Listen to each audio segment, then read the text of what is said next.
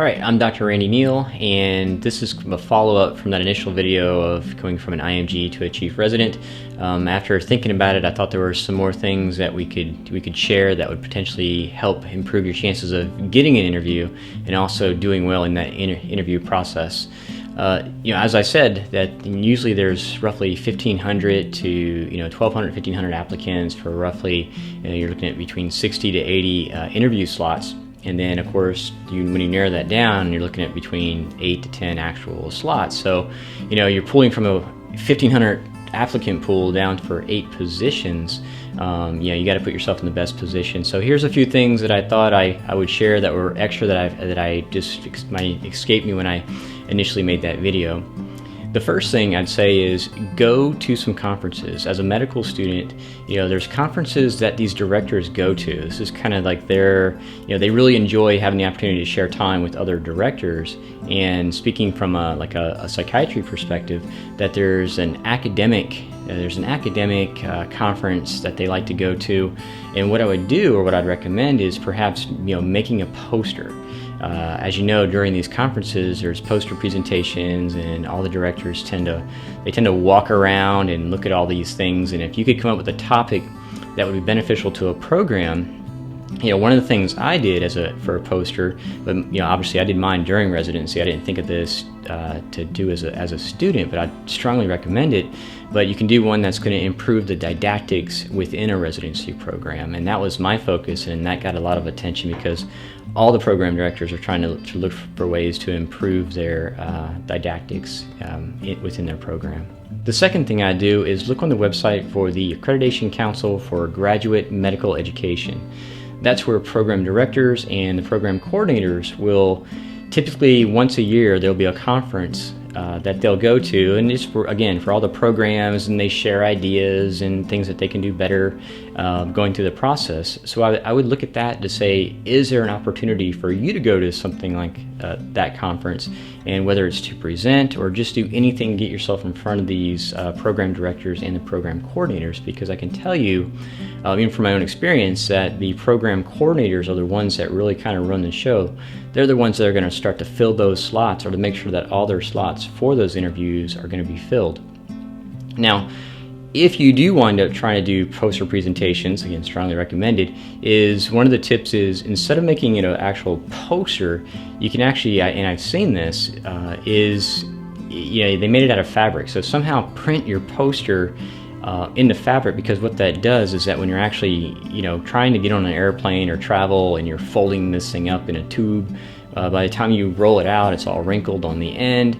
But if you printed this thing, if you just printed it and did it on a fabric thing, basically it looks so much nicer. There's no wrinkles in it, and you can tell that, and it's something that you can use through multiple conferences as well. Kind of an extra tip, those are my two biggest things. I'd say look at the conferences for the directors, look for the conferences that the program coordinators would go to. But if those fail and you're looking for something else, again, I would even start working for an EMR system.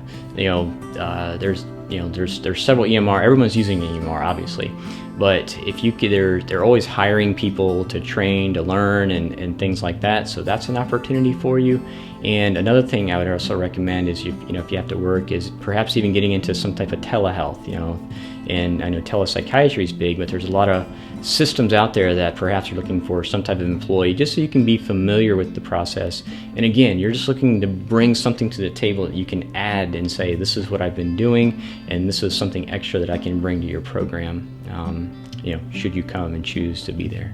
Now, moving on to what you would do when you get to the interview itself, some of the things, some tips that I should mention is, do your research on who the chief is. Know their name. Introduce yourself. It's something that's they're highly influential in the process, and probably out of all the residents that you're going to meet, I hate to say, don't spend too much of your time with the with the G1s or the G2s, but look for those senior residents, because typically they're the ones that are the most vocal, and they're the ones that the program director, the program coordinator, and all the senior staff are going to listen to the most.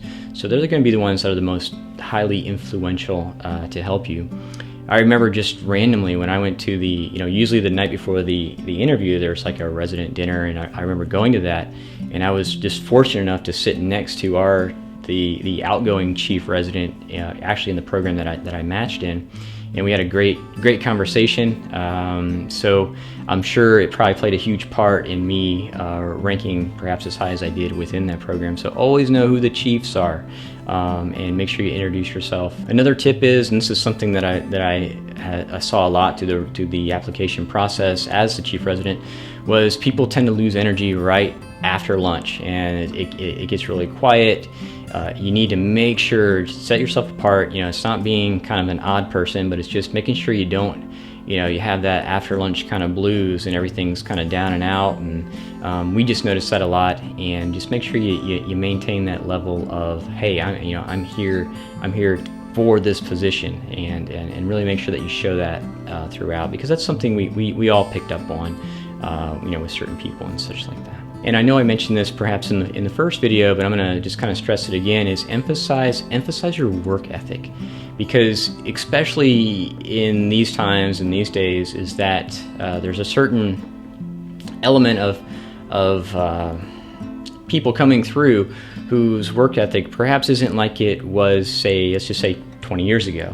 Now, the people who are going to hire you for this position are people from a while back, and their expectation is that you show up on time, you do your notes on time, and it's none of this show up when you can kind of mentality. And I can even say from my experience as chief, one of the things that would just not go over well with me is that when didactics start at 8 a.m. Didactics start at 8 a.m. It's not 8:30. People casually stroll in. So I would emphasize what your work ethic is, but also make sure that that's embedded in your letters of recommendation and in your personal statement. When it comes to the letters of recommendation, I tell people when they ask me for letters of recommendation, usually I'd say, well, go ahead and draft one up for me, and then I can maybe tweak it if I need to, because it'll really help me if you can put some very clear details in there. And that's something that I always told them to add in. And really what I mean by having you kind of write the draft is, if you ask all your attendings, can you please write me a letter of recommendation? Of course, they're like, okay, I can probably dig up something. And a lot of it's just canned. So what I would recommend is offering to the attending, well, here's a draft that's something you can build upon. You're not saying, here's the final thing, just sign it and everything's good to go. But you can say, here's a rough draft of something that's some details about me that I think will be beneficial, as it'll also help you and save them time. And just trust me in the sense of it works. But in there, just make sure that you put and emphasize that you were someone who shows up on time and gets the job done, because I can tell you some of the biggest problems that the management has with junior residents, even sometimes senior residents, is they just don't get things done on time. And I don't know if it's just because there's an entitlement thing going on. Hard to say, everybody's different. But I know it's just something that if you can lessen that fear, I think it would just help you kind of rank a little bit higher. And I'd say perhaps the last thing I want to talk about is you got to have that awe moment.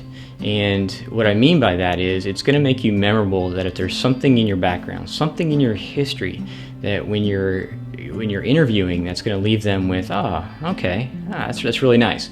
And really my moment was, in hindsight, was, I used to be a school teacher, and the first time my first year of teaching, I taught kindergarten. So, of course I played that to the nth degree, because when they say, oh, you're a teacher, I'm like, yeah, I used to teach kindergarten. And that was kind of that awe.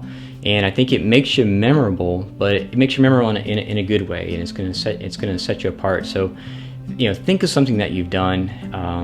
Think of something that's just going to give them that sense of, okay, this person, has a background. It's unique, and it just allows them to really kind of set you apart from other people. And then finally, I always recommend this, is just have that quiet confidence about you. I remember when I went to an interview, and I was looking around the room, and it was a lot of people, and I'm thinking, in my mind, I'm thinking, wow. I remember looking when they sent out the interview, like, hey guys, yep, you're going to show up this time, blah blah blah blah blah. Of course, I looked at all the the different places where all these people were coming from, and some of these were like Ivy League, and I'm thinking, oh my God, this is getting out of hand here. But when I was in that room, when they all put us in the cattle call or whatever early on, when I looked around, I realized again, these guys got nothing on me.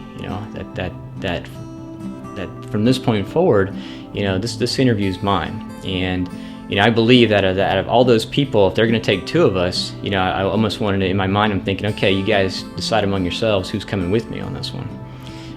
But it's having that quiet confidence about you, and not even the director. It was in a room of probably 30. It was probably at least 30 people. She was, she's calling out names, and when she got to myself, she was like, "Ah, yeah, you look like you're over there, just kind of just calm and easy." She goes, but little did she know, inside I was just like, "Oh my gosh!" But you got to present that way. Act as though you belong there, because it'll really pay off. It'll really show, and I think it'll really make a difference. So these are just some extra tips that I was thinking about after I made that first video. But again, go to conferences if you can. Make sure that it's those conferences that the directors in your specialty that you like go to. Be familiar with the program coordinators. Look on that Accreditation Council for Graduate Medical Education website. See if there's any conferences that you can maybe also attend. Make the poster, make it out of fabric because it's easier to travel with. And then, seek out the chief resident. Make sure you know their name. Introduce yourself on that because they are highly influential. And then, of course, have that quiet confidence about you. Make sure you have that awe moment in there, and I think you can just put yourself in the best position to get that interview and hopefully get that residency spot. So I hope you found some benefit from this video. If you did, hit like. If you have any suggestions or videos that we can do in the future, please leave it down in the comment box, or we're here to help best we can.